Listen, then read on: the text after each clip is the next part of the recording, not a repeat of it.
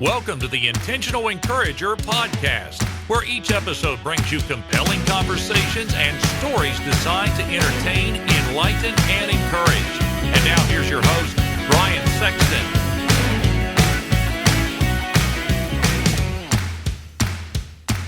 And welcome into the Intentional Encourager podcast. I'm your host, Brian Sexton. Thank you for joining us again today. And I have a great pleasure to have this lady on my podcast. She is the host of the Happy Healthy podcast. You can find her on LinkedIn at Kimberly Ficklin, F-I-C-K-L-I-N. She is the world's first and only workplace well-being scrum. I have no idea what that is. I barely can barely identify the word scrum, let alone find out what all this other stuff is. But you can find her on LinkedIn. But right now, you can find her on the Intentional Encourager podcast. Kimberly, how are you today? Brian, I am amazing today. Happy Monday. It is not an incredibly gorgeous day in Portland, Oregon, but it's not raining, so that's always a plus. Thank you so much for having me on today. I'm really excited about our chat. It's my pleasure. And we pre-planned this because I was on Kimberly's podcast, The Happy Healthy Workplace, and we're going to talk about that.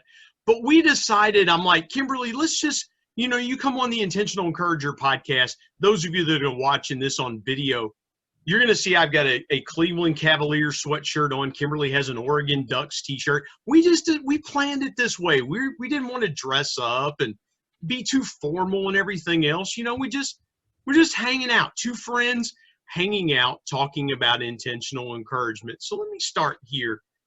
On your desk, and we were talking before, or above your desk, we were talking before about the sign that you have hanging up. Today is a good day for a good day. And Kimberly, see, with the power of video, I'll be right back. Look at this. Yes. Today is a good day for a good day. Those of you watching this on video, you're going to get a special treat there, and you're going to hear her levitating desk there. Yeah, Kimberly's doing magic on the Intentional Encourager podcast. Kimberly, today's a good day for a good day. Where did you find that inspirational piece? Because I love that. And it's really what this podcast is all about, is providing that source of intentional encouragement. Well, everybody always asks me where I get things, and I honestly don't remember because I truly am a shopper. I'm a frugal shopper, but I like to shop. That's why I love you so much, because you and I are cut from the very same cloth. I'm the shopper in our family. I love eBay, and I don't like to spend a lot of money on things. I do not.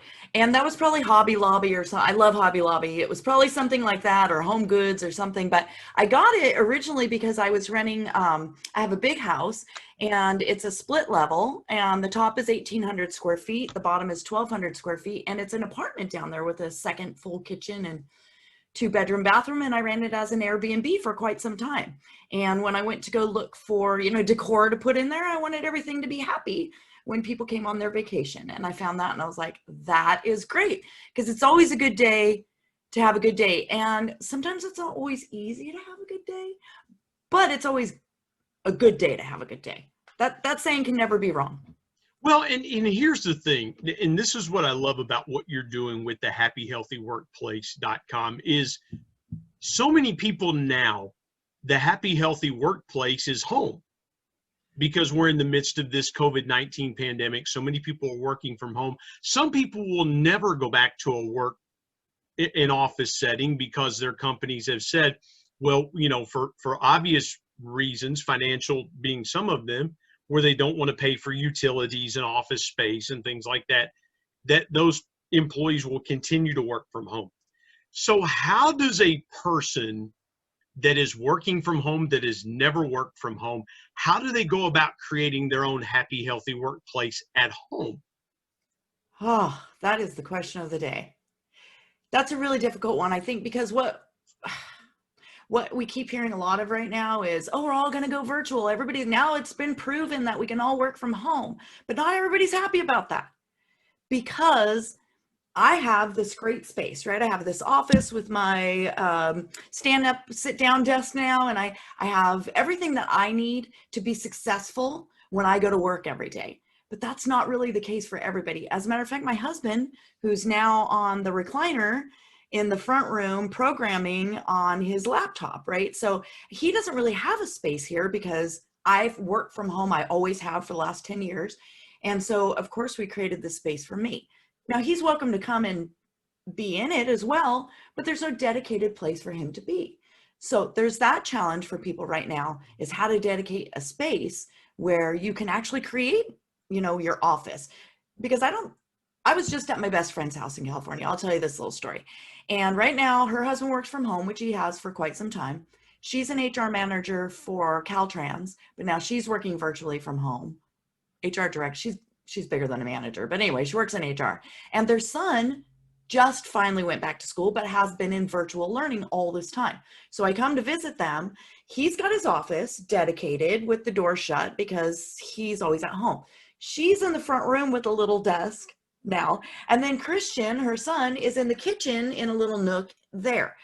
Now, is that conducive to everybody having their own workspace? They've got a workspace there, but is it really creative? Does it lend to them not being distracted? I would beg that it doesn't. And that, as soon as Christian could go to school, they sent him back to school. And as soon as Angela can go to work, I know she's going right back to work. And so we have to think about what's good, not for the whole everybody, right? But what's good for me right now? How can I create the space in my home right now? Well, we've had to do the same thing here where I live in West Virginia because my son, who's a sophomore at Marshall University, they have been virtually learning since March. And so we had to make changes. We did. I didn't know what a ubiquitous nanometer was until I found myself in the space that I am now, which is detached from my house about 200 feet. This is a place I've had a desk here, but we've really had to transform it into that separate space. So where he could have his space for learning, I could have my space here. My wife has still continued to go to work. But yes, some of these things, like I didn't realize at one point, Kimberly, that webcams would be as valuable as toilet paper here in West Virginia. We've changed internet. We've done all these different things. And for most people, trying to create that happy, healthy workspace can be stressful. What's a great tip for people that are looking for something to go, this is my normal for right now. I don't know when I'll be able to go back to work, but what's one tip that they can do to take what space they're in now and make it a happy, healthy workplace? Well, I would suggest first that boundaries would be the first thing. You would have to have a strong sense of boundaries. So with your children, with your spouse, whoever's at home with you right now. And in saying that, I'm at work during this time, maybe I'm at the kitchen table, and usually, and it's hard. Kids are doing school, but then they're off running behind you, or dogs are barking. And I mean, we're in a whole different world right now. First of all, I would hope people would give each other grace because we're in a different world, but setting up those boundaries where you say from this time to this time, to your children or your spouse, I have to work and I need you to be out of this space. Okay. So now maybe so you've put your boundary up and everybody's going to stay out. If that means you have to lock them in their rooms or whatever. No, I'm just kidding. Lock kids in closets. No, I'm just kidding. But you know what I mean? That's a great parenting tip for those of us in West Virginia, because, that's, most closets are the size of, that's a typical bedroom here. Oh, yeah. We lost the microphone just cut out. I don't, Yeah, your microphone is cutting out. It was doing it the whole time you just talked too. Well, it is what it is. It's okay. It's fun. So we'll go back to the closet. Yeah, we'll go back to the closet. Exactly. And listen, I think a happy, healthy workplace, pants are a must. You have to. At home, you have to wear. Yeah. Yeah. Yeah, so that people don't walk behind you. Yeah, just whatever your boundaries are, right? So put those Yeah. up. But here's a little bit of a tip to go further than that. So now you're going to take your laptop over to the kitchen table, and it's just the kitchen table. What if you take, okay, so here's how I set myself up before we got on today. Okay. I went and I got myself some nice tea that I really love. My favorite tea. Yeah, we were talking about that the other day. I have my Reds mug, so yeah, we're good.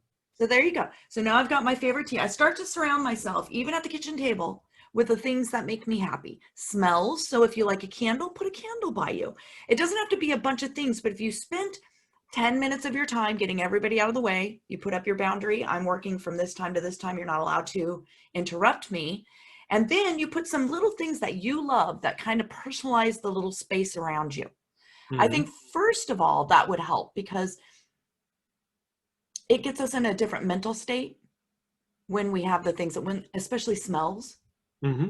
So I can smell my favorite tea and I can smell my favorite candle, maybe you have light music on if that's something that you have the ability to do while you're working. I mean, that would be where I would start. Yeah. Well, and here's the thing too. Chefs do that in the kitchen. They call it mise en place.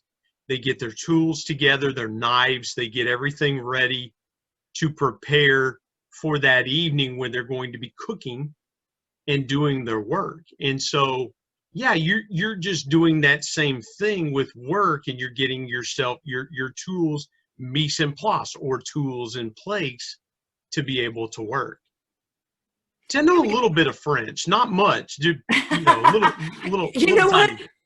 The funny thing about that is when I was in high school, everybody was taking Spanish, which I wish like nobody's business that I would have now. Mm-hmm. But my father wanted me to take French. Who speaks French in the United States? I mean, in the United States, rarely. So I don't remember much. I remember some words. But yeah, I'm always like, I wish I would have taken Spanish instead. I couldn't get into Spanish in high school, so I had to take Latin. I took 2 years of Latin. I've had some Latin too, because in my younger years, I wanted to be a nurse. And so I have gone through some nursing training, and I had to learn, the Latin words for things, suffixes and prefixes, because that's what they use in the medical world. So. Well, and growing up in Southern Ohio and West Virginia, you become fluent in Pig Latin as well, too. So, so my sister used to talk Pig Latin when we were little, and I'm originally from California, so that must be it. Oh boy, it's interesting. Hey, take me through your story as far back as you want to go, because this is what really the crux of the Intentional Encourager podcast is for people to tell their stories. And so, go back as far as you want to, all the way back, and take us from then to now, and how you got in your journey from where you were to where you are. Sure, I'll definitely do that. I since we're talking, and I usually talk about the workplace in general and my traumas behind that, I think I'll just start there, from when I was at a young age. And you start wherever you want to. When I say take me back as far back as you want to go, that's your cue to go, well, it all started when I was 2. I was just going to say, well, my mother was a senior in high school, and she says they were going to get married anyway. Which is actually true. That's actually a true story. Are you sure you weren't born in West Virginia? I wasn't. Anyway, well, okay. Well, so what I'm going to start with is probably, really what I'm going to start with is my first workplace where I had some significant trauma happen and how I handled it. And then I'm just going to roll right into probably just other things that have gone on so that people can both understand that they're not the only people that things like this happen to. And some of it is super traumatic, and I often don't share it because it makes people, honestly, when I can physically see people kind of recoil. But I also think there's people in this world, I can't be the only one, obviously, in these workplaces that have suffered the way that I have. Let me park there for just a second. I think COVID-19 and the pandemic that we've gone through has told, hopefully the one thing that comes out of it is that it's okay not to have the perfect life and the perfect situation. And it's okay to share your story, because what I think COVID has taught us is everybody goes through challenges in life. Mm-hmm. Everybody overcomes something. So you just take off. You tell me, you just take off and tell our audience whatever you feel like you want to share. Sure. All right. Well, I will start with in my early 20s. I was probably maybe trying to think. I think only one kid, maybe about 20. And there was I was looking for a job, and there was ad in the paper for a car dealership pretty close to me, and they were hiring, they wanted to hire females. Specifically, they were looking to, I guess, what they thought was equity and diversity at the time. So they were looking to hire females. This was back in the mid 80s. So there wasn't very many females in car sales. And what they offered was this car college, which is funny. I should have brought out I actually have a certificate still that I passed car college. And so me. Do you consider that your alma mater? Car U. It's my first car college. Yes, there is such a thing. I don't know if it exists anymore, but anyway, we went through this like 2-week training where, they taught us how to sell cars, sales techniques and those kind of things. And it was, I think they got probably like 12 women there. And out of those 12 women, I think they hired half of us.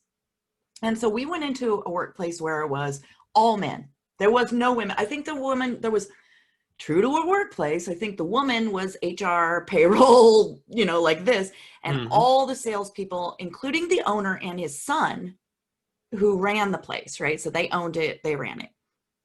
Well, first of all, it was a hard place to be for a female in a time where there wasn't females there, because often men who came in to buy cars wouldn't take us very seriously. They just didn't think we knew anything about cars because, and again, going back to, not that that's a horrible thing, they just were used to having men sell them cars, right? So they were making an assumption that women didn't really know as much. So that was interesting in itself. But what happened in the workplace was the owner who had come to me and wanted me to take basically control of the sales of their fleet sales. Because there was a big sugar plant near us and all kinds of, and they sold these fleet trucks.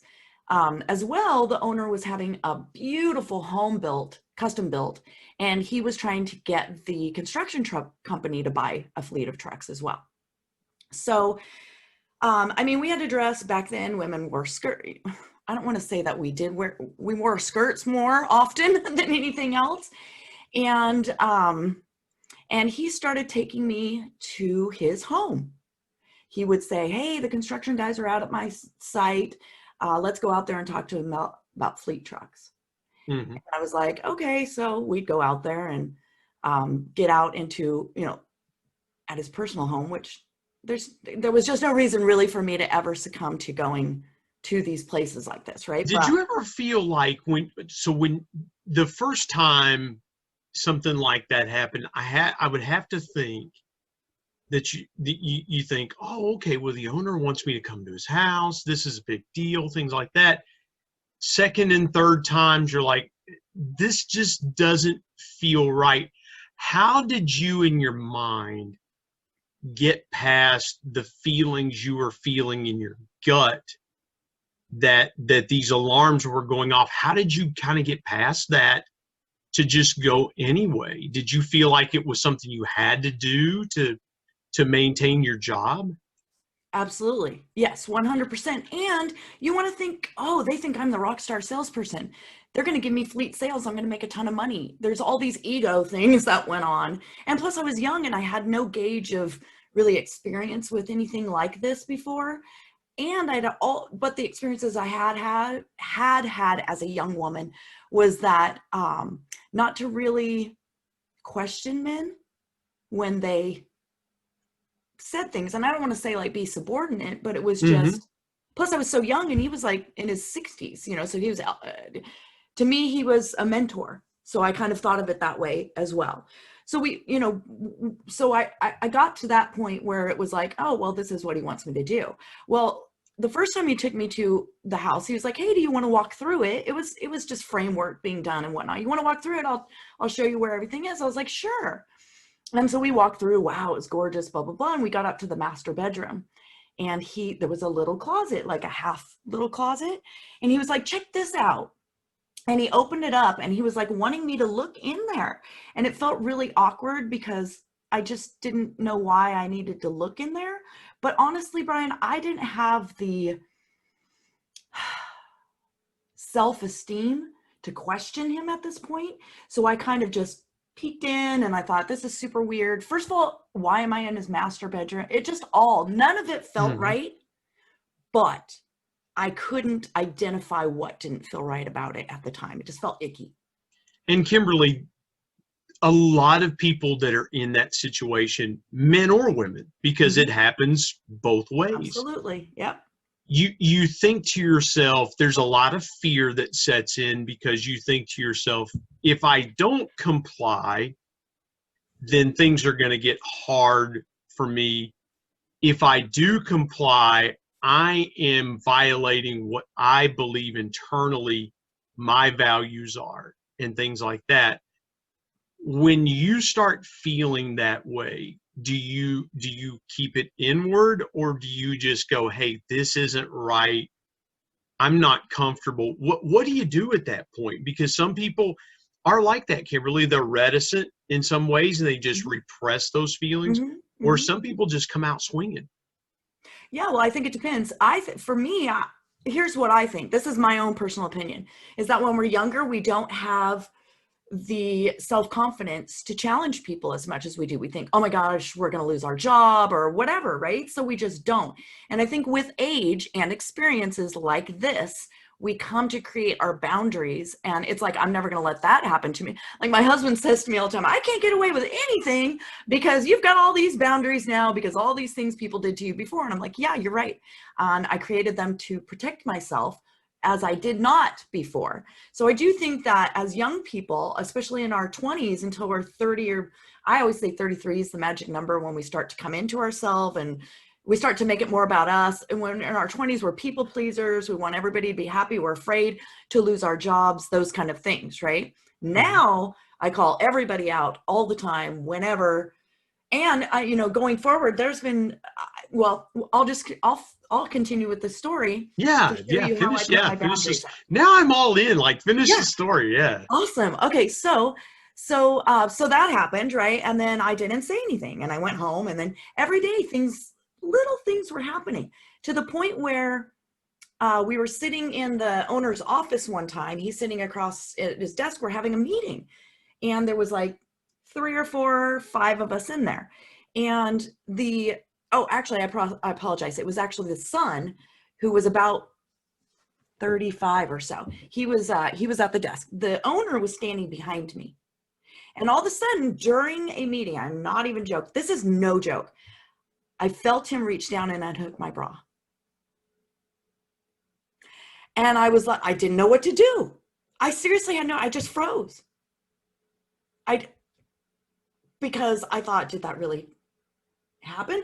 And when we're moving forward in these stories, I'm gonna talk about how I question myself as a female against a male every time, because I always stuck up for guys. I would always say, and not that I don't, and not that I don't think this is the right thing to do now, but I do say that now I trust myself more, is I would always think, I don't ever want to call out a man for something sexual, because they could be in a lot of trouble. Like they can go to prison and go to, you know what I mean? Like I just, here's the thing. Girl. Here's the thing. Okay.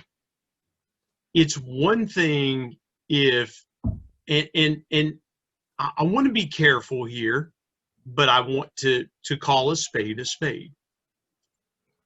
In this atmosphere of Me Too, there are a lot of times when someone can make an accusation of someone that is totally false, just to gain an upper hand, or just say, you know what, I don't like you, so I'm going to take you out.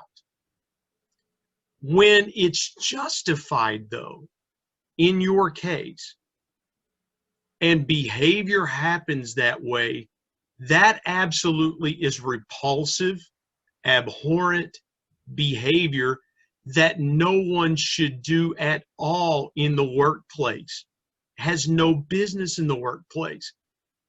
And it's amazing to me how for years that culture was fostered in a lot of businesses. And it was just like, well, that's just how so-and-so is. That's just how they are. You just have to overlook it because they own the company, or they're the best salesperson, or this or that. And Kimberly, there is zero excuse for that behavior. That's abhorrent behavior. It's disgusting. It just, to me, it's just perplexing still to this day, telling the story, thinking, they really did that. Again, it's like, what? It's mind blown. It really is mind blown even to this day. Well, anyway, so moving forward into this story is that I don't even remember how it happened, but at some point I talked to one of the other girls and somehow we started chatting about things that were happening to us. And what we came to the conclusion was the same things were happening to both of us. Well, then we started talking to another girl. Then her and I made a decision to ask the other women in the workplace. Now, keep in mind, I was like 20, 21 maybe, and all of us were that age, early 20s. And we made a decision to go ask each female if they were being harassed. And sure enough, all of us were. And so we were like, what can we do? And I called OSHA. And I said, I don't know what I'm supposed to be doing here. I don't even know what's happening. Like, this was my first, rodeo, as you would say, into any type of sexual harassment in the workplace. So what happened was me and 6 girls took this on together, and we worked behind the scenes with OSHA to create a legal case against this owner and his son for sexual harassment. So we had to work undercover and allow them to still continue to do a lot of the things they were doing so that we could document what was happening and then turn it into OSHA. So that happened for about 6 months. And in the end, and again, this is back in the 80s, today it would have turned out probably much more spectacular. Things would have happened in a different way, but this was the beginning of the women's revolution in sexual harassment in the workplace. This was the beginning of people standing up and saying, hey, this is really happening to us, And so after 6 months, what they did was they got the case against him. We all left. He gave us $1,000 each.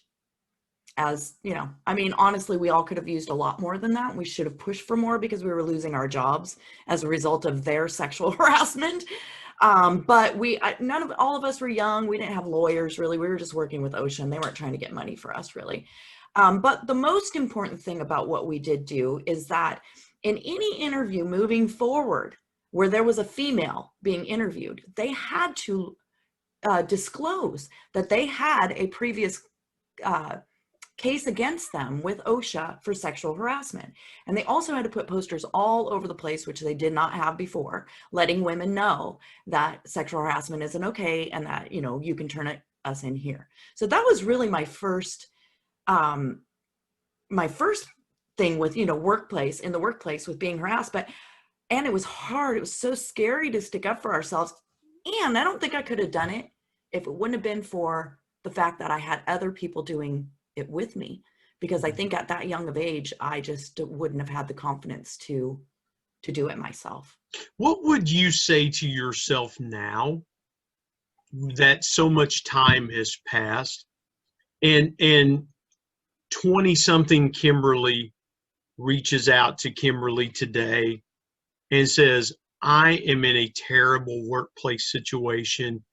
I don't know what to do. I need help. What would you say to that, Kimberly? Say something. Always say something. If you feel uncomfortable the first time, trust yourself. First of all, here's the thing. I think it was on Oprah years and years ago, and I can't remember the name of the guy, but it was, he wrote a book about trusting ourselves and how we don't. And how we're like the only animals in the kingdom that don't, right? Because every other animal puts up their protective instinct and then just does it. He told this little story about there being an elevator, right? You close the doors, and it's a big metal box that you close yourself in with somebody else at any given time, and you put yourself at risk for anything to happen while that box is closed.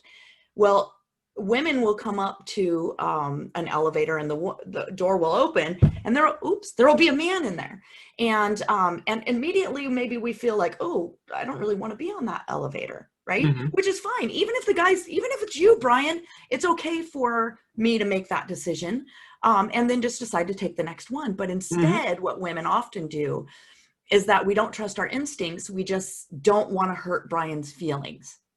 So if somebody we don't even know, we'll never see again in our life, likely, and I'm going to make a snap decision to put myself out of protective mode to make sure that somebody else doesn't feel bad. Well, what we need to start doing, what I would tell that young Kimberly, is trust your instinct. And it's not always right. Doesn't mean Brian is a bad guy. But what it does do is put you in a place where you're protected when you do feel that little thing. Maybe those elevator doors open. I look at Brian, I'm like, hey, what a nice guy. Okay, I'll get in here. Like, I have no, that little thing Yeah. that gnaws at you thinking, oh, I probably shouldn't get in there. It's not you saying that person is bad, really. It's not. So that's where we need to get over. It's Well, you let saying me my jump instinct tells me I'm not in a place I want to be. That's all. let me jump in here too. Experience has a lot to do with that because you don't know what someone else has been through in their lives. And I've made that mistake before of being overly friendly, being myself. And I'm happily married, been happily married for 24 years coming up, and have never been unfaithful to my wife. But I could do something or say something and somebody go, well, that makes me uncomfortable. There's no intent on my part, but you don't know what someone else has been through. And so it is okay. And for somebody that I'm not going to say has crossed the line, but is unfamiliar with that other person's line, if they just say, listen, I feel uncomfortable, the quickest thing to do is go, you know what, I'm sorry. I understand that. I wasn't aware. And really what it does is it doesn't build up walls, but it allows people to get to know each other a little bit better and say, that person's uncomfortable with that. I need to just be aware. And then that person feels better about the other person because they go, well, they respected me enough that they understood my boundary, because everybody has things in their life that cause them to put those walls up. Am I getting close there to talking about what you were talking about there? Because I thought that was a great analogy with the elevator. I think Yeah, that's perfect. absolutely. It absolutely is. And if I was, okay, so let's just do it from the female male perspective, since that's the actual story he told. If I were to say, Brian, hey, I've been sexually abused a few times in my life by men, Mm-hmm. and it makes me feel uncomfortable to have men in my space that I really don't know that well. So until I get to know you better, Brian, you may feel a little, it may feel a little bit weird between us. It doesn't mean that I don't like you. It just means that it's things I need to deal with. And so I just want you to know that. Okay, well, what I think is, for me, I think Brian's walls have just come down. If he has empathy at all, which we all need to put into place right now, empathy needs to be huge. So Perfectly. Brian's going to put on his empathy hat and he's going to say, ooh, if I was a female and I had been abused by men before, I probably would feel the same way she does. I Mm-hmm. get it. I won't get into your space, Kimberly, but is it okay for me to say hi to you when I see you? And I'm like, of course, Brian. I hope you would always say hi to me when you see me, right? So that dialogue is different than, first of all, I don't want to say victim, but as the victim of traumatic stuff, we have to take a certain responsibility for allowing that vulnerability for other people to understand why we're that way. So just for Mm-hmm. me to expect Brian to know that something happened to me, and that's why I'm being a little cast offish with him until I get to know him better, that's really not fair. It's not fair. However, I can be vulnerable because right now, that's what I do. That's what I do Mm-hmm. in my business, right? It's about me being vulnerable so other people can understand what's going on. But in the workplace, are women, and or let's flip it now, men who are being traumatized in the workplace, are they able to be vulnerable? Are they able to have the feedback conversation I just had by saying, hey, you know what, Kimberly, I've had a lot of female bosses, and we can be specific. Like, I think we're not picking on anybody by being specific, because what you're telling me is that I have a hard time with females because I've had females treat me poorly. Okay, that's fair. That's super fair. So if you come to me and say, maybe I'm your supervisor as a female and you're a male and you've had females be really hard on you, and you could say, hey, this is why I act the way I do, or behave the way I do, or I don't even want to say that. Maybe this is just why our relationship isn't what it could be, because I have these walls. And once I break down the walls, then everything will be okay. I could say, hey, wow, I didn't know that. Mm-hmm. So we go back to how to be vulnerable. People ask me all the time how to be vulnerable at work. And here's how. You just have to do it. Here's the tip. You just have to do it. Yeah. You have to trust somebody at some point in your life to be vulnerable to. Well, and here's the thing too, Kimberly. I love where our conversation's going, because this is intentional encouragement. This is I've been in that situation, and my last 4 bosses have been female. Now, the first 2, not good leaders at all. They had problems with the truth. One of them lied on me 4 different times. I'll be transparent. And I know this because I have my personnel file. And I pointed out, well, that was a lie, and that was a lie, and that. My last 2 bosses have helped rebuild that, because we have been able to have that relationship with each other. And I make it known up front. I'm very intentional about talking about the relationship that I have with my wife. And my wife has met my last 2 bosses and loves them. She's like, and there are times that I'll say something and my wife is like, she's right. She'll take up for she'll take my boss's side. I've done that before with my husband. Yeah. And I'm like, I get why she's upset with you right now. Yeah. Like, yeah, you're being a turd. Yeah. Right. But I think it's important to have this conversation in this context, understand that the encouragement that we can help with this conversation is, it's okay for you to put up the boundaries in your life with your coworkers that you're comfortable with. Because yes, culture is important, but so is, and it's like, well, we've always done this. You should do this. And like, well, maybe I'm uncomfortable with that. So and I want to move quickly here. When you got through that circumstance around that, what happened to you talked about your self-esteem. What happened there moving forward with that helped you move forward? That's a good question. I don't know. It's been a long time. I kind of forget. But that wasn't my first horror story.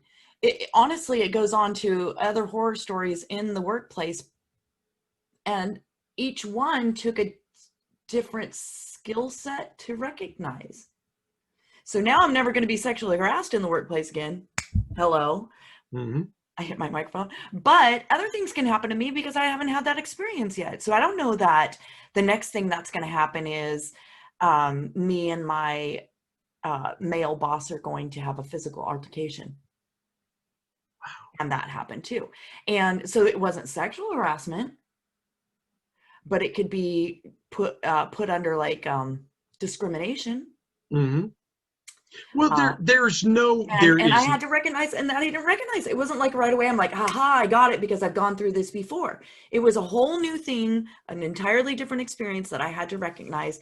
But again, what I did do and what I came out of that with, Brian, is I guess I did come out with the confidence to say something again. So, however, I let it go on for quite some time because again, I need a job, I need a job, I need a job. I can't get fired. That's most of our problem, is that we don't realize that the most important thing we could be doing is always looking for a job. If you're in the marketplace, unless you have an employer that treats you incredibly well, you should just be open constantly to new workplaces, because if something happens and you can recognize it, you need to be able to put your boundary up, say, well, I'm not going to let this happen again, and you have to be able to quit. Well, and here's the thing too. If it leads to losing that job, where that person is so they're just adamant that they're going to get rid of you, you have to overcome that stigma of, oh my gosh, what if they call my old boss? What are they gonna say? And I have to be honest and say, yeah, I got dismissed, and because I went through those same emotions 3 years ago when it happened to me, and I was like, what if they call them, or what if this, or what if that, or something else? And you get to the point where you land, like I landed with a company, and they go, we really don't care. We want you because we like what you are about. And I was honest about my situation. I was like, listen, I'm going to be transparent. This is what happened. And and people respect that. And I'm not trying to, but I can't imagine having a physical altercation. I want to ask one question around that. Just one question. How did you fight your fear? Because most people are afraid of physical. I don't like physical altercations. Mm-hmm. How did you fight your fear to stand up for yourself? I was at the end of my rope. I had nothing left. They were going to fire me if I didn't do something. He was actually keeping me from getting my work done in a certain way that regional wanted me to. He was just in the way. And I basically just called him out. I was like, look, this we're going to lose our jobs. I'm going to lose my job. So I'm doing this. I'm going to call corporate. I think I challenged him. I was like, I'm calling, because I had asked regional, like, what am I supposed to do when he says no, blah, blah, blah. And they said, call me. Like, pick up this. I picked up the phone. Well, that was over the top, more than he could take. And our physical altercation happened that he screamed, he threw the phone, and I ran to my office, and he chased me, and we actually physically pushed the door shut and open and shut and open until I could shut it and lock it. And then I called corporate and said, what am I supposed to do now? And I snuck out the back of the building, and I never went back again. I just knew there's no way I could keep doing that. I was going to get fired anyway. So what did I stand to lose at this point to stick up for myself? I mean, there hadn't been a lot of, that's the only physical altercation I had with him, but he had been grooming me for quite some time before that, telling me things about, just things he did to his wife when they were first married. I'd lock her in a closet when we get in an argument, so I didn't have to listen to her. Well, when you tell a female employee those types of little things, it's really grooming to get control of that person. Like, this is what I do. I'm not afraid to do things. And so after a while, I was a little bit worried about him. And after that happened, so that's the short story of it. But yeah, I mean, it just gets to the point where it's like, I'm being abused. If you're willing to do that, abusing me. Yeah, if you're willing to do that at home, what makes you think that behavior won't transfer to the workplace? It sure did. It absolutely 100% did. Yeah. And so I'm dumbfounded that people would stoop to those levels and act that way. It just, thank God that you have overcome those things, because here's the thing, Kimberly, I think people are listening to us and they go, you know what? I've got a boss that's just kind of riding the line there. And it may not be physical. It may be verbal. It may be, listen, we don't think you're, so-and-so does a better job than you do. It's those little tweaks. It's those little, which are not legally wrong, but they could be like, hey, you know what? You're not as productive as that person. Mm-hmm. Absolutely. Or you're not as skilled as that person. And it's those little digs. It's those little things. Instead of encouraging people. And Kimberly, this is what really irks me sometimes. The biggest thing that leaders can do, and they don't, is encourage their people. And it just bugs me. So, having said that, let's piggyback off of that. Let's piggyback off of that. Yeah. What's your biggest piece of intentional encouragement for somebody facing an unhappy, unhealthy workplace? How do you encourage them? What's their biggest piece of intentional encouragement specifically for those folks? Yeah, well, what I would say is, first of all, you were looking for a job when you found this one, and you'll find another one, and somebody's going to be super happy to hire you, just as Brian had mentioned. Even if something traumatic has happened to you in the workplace, you can overcome it. It doesn't feel like it. And when we are in the job, we feel like, oh, I have to have a paycheck. Of course we do. We need to pay our bills. But let me tell you what happened. Each and every time I left a toxic workplace, I gained more experience and more skills and got a better job, right? And I've had quite a few jobs, and I only had, 2 or 3 times when I wasn't in a really good workplace. Other than that, I've had a lot of fun in the jobs that I've had. And what has happened to me is, when I've left something behind, let me put it this way. When you're holding on to something that's toxic, that's what you're full of. And you cannot have something wonderful and loving and caring and encouraging in your life until you get rid of that. So you have got to purge yourself of the bad and insert all of the good. And so if I can encourage you to do one thing, is a couple things. Trust yourself and your intuition. Set your boundaries and do something when you think it's not, even if you don't think you should be, or you're questioning yourself. And then know that there's something always on the other side for you. You'll find it, and then you'll be happy with it. Wow. What great advice. What a great place to end our conversation. We could have gone 3-4 hours, and maybe we will on a future podcast where we'll go a little bit longer. You can find Kimberly Ficklin at LinkedIn. Tell everybody else. I don't want to tell them where they can find you. You tell them where they can find you. Sure, absolutely. Okay, well, LinkedIn is the social media that I'm on the most. I'm also on Twitter.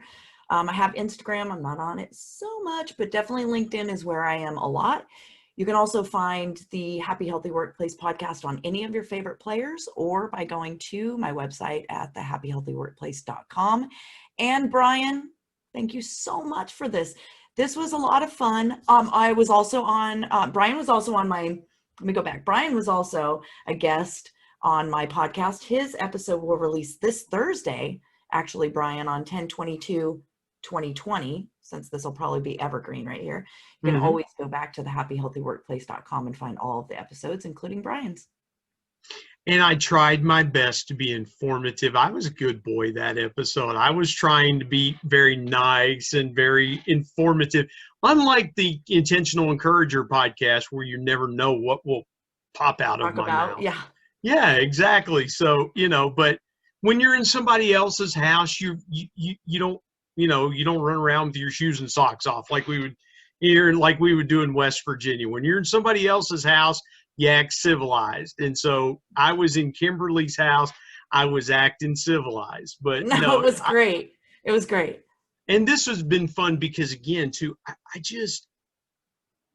I want to just wrap this up. And I know we were talking there, but please, if you need that help, if you're in that toxic, reach out to Kimberly.